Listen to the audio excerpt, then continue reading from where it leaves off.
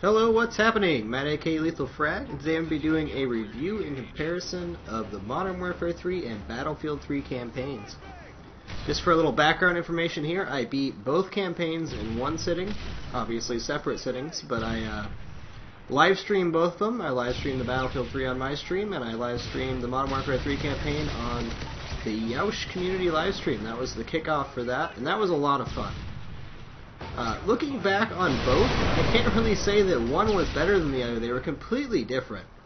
As far as a graphics standpoint goes, I mean, Battlefield 3 is king. And it's gonna be king because it has superior graphics.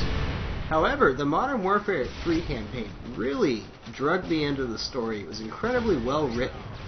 And I hadn't had that in a campaign in a while. I mean, I haven't beaten too many campaigns, but usually the reason I don't beat campaigns is because they're not that interesting to me. I feel like it's a waste of my time. I'd rather get online and shoot people. Now, obviously, I committed to doing it in one sitting on a live stream, so I was forced to. But I gotta say, the story was incredibly intriguing, really drew me in. It felt like it flowed together really well. Whereas the Battlefield 3 campaign, at points, didn't really feel like the missions kind of made sense, I guess. They were all really cool, all really fun to play, but they didn't. The story didn't really drag me in. The Battlefield 3, it's more like, you know, you're being interrogated, you go back through your missions that you did, it kind of pieces together the story. Whereas the Modern Warfare 3 campaign was, you know, constant action going on. You're really going through the story, you know, live, like it was happening right then. Definitely satisfying to beat both games. I think beating every game I get on in one sitting, as far as first-person shooter goes, on campaign or a live stream, is going to be a staple for me now. I find that really enjoyable, even though it is kind of a grind. It does kind of suck at times, especially when you're playing on hardest difficulty. One thing I will say is the campaign wasn't as hard as I expected on Modern Warfare 3. I played it through on Veteran. I had tried to play other games on Veteran before, and they were absolutely brutal. And this was not so much the case. I probably died, I want to say, rough estimate, 30 times the whole campaign.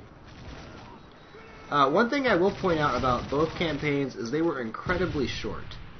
And I think this is kind of the way that first-person shooters are going now.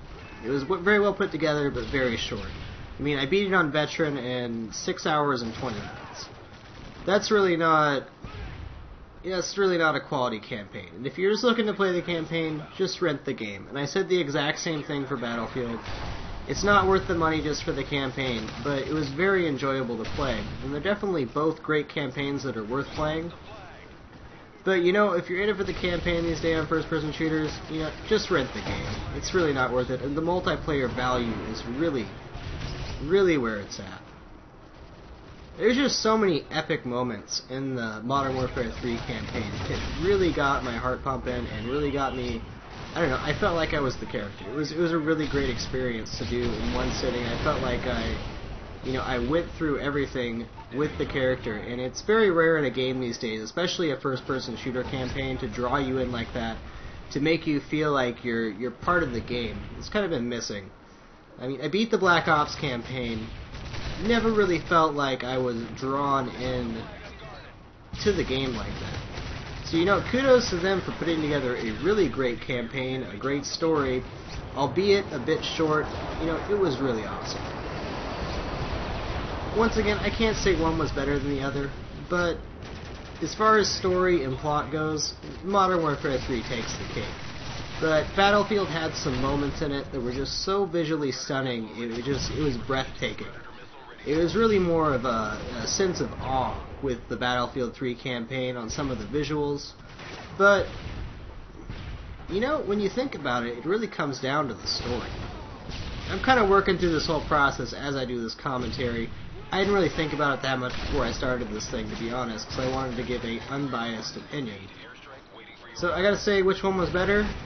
I'd probably pick Modern Warfare 3, but I'm really happy I beat both of them. Another great thing about the Modern Warfare 3 campaign was there's such a variety of different guns you could pick up. And there's always an AK-47 around, but you got the chance to snipe if you wanted to. A wide variety of assault rifles. Battlefield did a decent job of that as well, but you kind of felt like you were better off sticking with your main gun.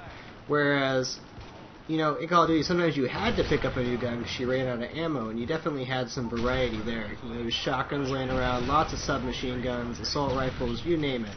You know, you had the option. You know, I hope that somebody comes out with a really extensive campaign one of these days. I'd like to see a first-person shooter campaign that's, you know, 20, 30 hours. I would really like to grind through that. Probably not in one sitting, but you know, I'd really like to give it a shot. I think that'd be a cool addition. That's something that we haven't seen in quite some time is a campaign that's really long.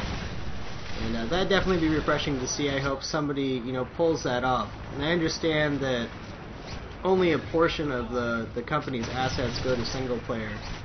But, you know, I think a lot of people would really like to see that, and I hope they pull that out. Well, that's been my opinion. I hope you enjoyed it. That's all I got. Frag out.